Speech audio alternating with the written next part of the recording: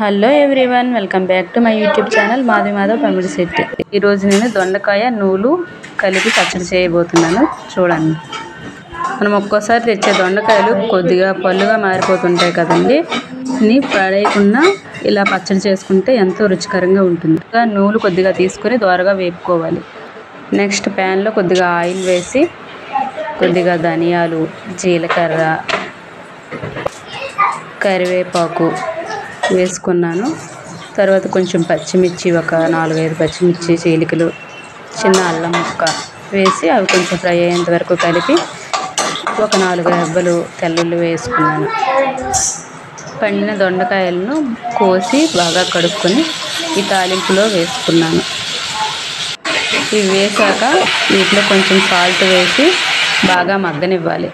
పెట్టుకొని బాగా మగ్గనిచ్చాక కట్ చేసి ఉంచుకున్న టమాటా ముక్కలను వేసుకోవాలి. అందులో ఈ టమాటా ముక్కలను వేసాక ఒక నిమ్మకాయ సైజ్ అంతా చిన్న చింతపండును వేసుకొని బాగా మగ్గిన తర్వాత స్టవ్ ఆఫ్ చేసి పక్కన ఉంచుకోవాలి.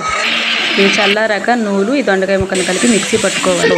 చూపిస్తున్న విధంగా తాలింపు దినుసులను తీసుకొని తాలింపు వేసుకుని ఈ పచ్చడిలో వేసుకుంటే ఎంతో రుచికరమైన దొండకాయ నూలు పచ్చడి ready. Thank you watching my video.